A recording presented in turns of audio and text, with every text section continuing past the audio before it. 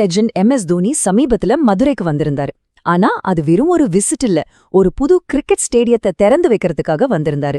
சொல்லப்போனா இதனால தென் தமிழ்நாட்டோட விளையாட்டு சரித்திரத்துல ஒரு புது அத்தியாயமே தொடங்க போகுது. வாங்க அந்த வரலாற்று நிகழ்வுல என்னெல்லாம் நடந்துச்சுன்னு டீட்டெயிலா பார்க்கலாம்.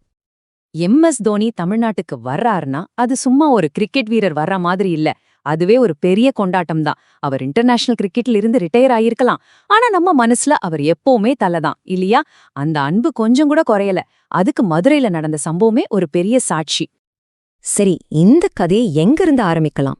மதுரை ஏர்போர்ட்ல இருந்து தான். அங்க தோனிக்காக ஒரு மாபெரும், ரொம்பவே எமோஷனலான ஒரு வரவேற்பு காத்துக்கிட்டு இருந்துச்சு. அவர் ஏர்போர்ட்டுக்குள்ள கால் வச்ச அந்த செகண்ட், அடேங்கப்பா, அங்க கூடியிருந்த கூட்டத்தோட ஆரவாரம் ஒரு எலக்ட்ரிக் ஃபீல கொடுத்துச்சு. அது வெறும் கூச்சல் இல்ல, தங்களோட ஹீரோவை ரொம்ப நாள் கழிச்சு பாக்குறப்போ வர்ற ஒரு அன்போட வெளிப்பாடு. கண்ணு கெட்டின தூரம் வரைக்கும் ஆயிரக்கணக்கான ரசிகர்கள் காதுல தோனி தோனிங்கிற கோஷம் மட்டும்தான் கேட்டுச்சு. இந்த ஒரு வரவேற்பு போதுமே. இது வெறும் ஃபேன்ஸ் கூட்டம்னு சொல்லிட முடியாது. இது தோனிக்கும் தமிழ்நாட்டு மக்களுக்கும் நடுல இருக்கிற அந்த ஒரு ஸ்பெஷல் பாண்டிங்க உறக்க சொல்லுச்சு. ஓகே, இந்த பிரம்மாண்டமான ஏர்போர்ட் வரவேற்புக்கு அப்புறம் தோனி நேரா போனது எதுக்காக வந்தாரோ அந்த இடத்துக்கு, அதாவது வேலம்மாள் கிரிக்கெட் ஸ்டேடியத்தோட திறப்பு விழாவுக்கு தான். இது சும்மா ரிப்பன் வெட்டிட்டு போற ஃபங்க்ஷன் இல்ல. தோனி ஒரு ஸ்பெஷல் வண்டில ஸ்டேடியத்தையே ஒரு ரவுண்டு வந்தாரு. அப்போ பார்க்கணும், வான வெடிக்க பட்டையே கலப்புச்சு. அது மட்டும் இல்லாம அந்த புது பிட்ச்ல அவரே முதல் ஆட்டத்தை ஆரம்பிச்சு வச்சு அந்த மொமெண்ட்டை ஒரு சரித்திர நிகழ்வா மாத்திட்டாரு. சரி, இந்த ஸ்டேடியம் ஏன் இவ்ளோ ஸ்பெஷல்னு சொல்றோம்? வாங்க அதோட பிரம்மாண்டத்துக்கு பின்னால இருக்கிற நம்பர்ஸையும் அதோட ஃபியூச்சர் பிளானையும் கொஞ்சம் பார்க்கலாம்.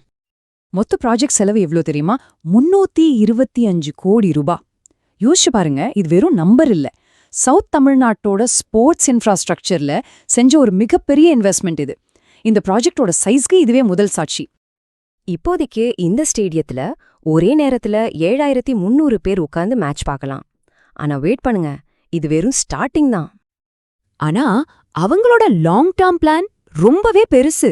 இந்த ஸ்டேடியத்தை இன்னும் எக்ஸ்பேண்ட் பண்ணி 20,000 பேர் உட்காரக்கூடிய ஒரு இன்டர்நேஷனல் லெவல் ஸ்டேடியமா மாத்துறது தான் உங்க டார்கெட். அதாவது இந்த ஏரியாவோட கிரிக்கெட் ஃபியூச்சரையே இது மாட்டப் போகுது. நிச்சயமா இவ்ளோ பெரிய ப்ராஜெக்டா ஒரே ஆள் பண்ண முடியாது. இதுக்கு பின்னாடி 2 பெரிய சக்திகள் இணைஞ்சிருக்காங்க.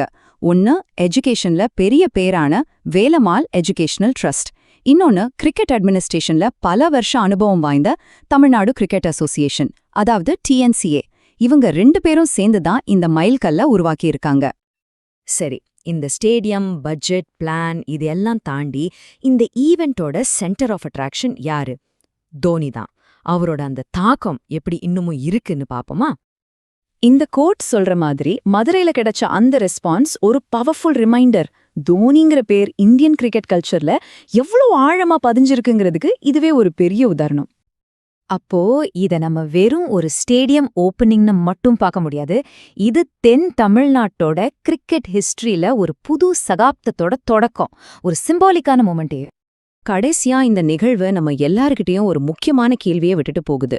ஒரு லெஜெண்டால திறந்து வைக்கப்பட்ட இந்த ஸ்டேடியம் அடுத்த ஜெனரேஷன் கிரிக்கெட்டர்ஸ்க்காக இந்த மண்ணுல எப்படிப்பட்ட ஒரு எதிர்காலத்தை உருவாக்க போகுது?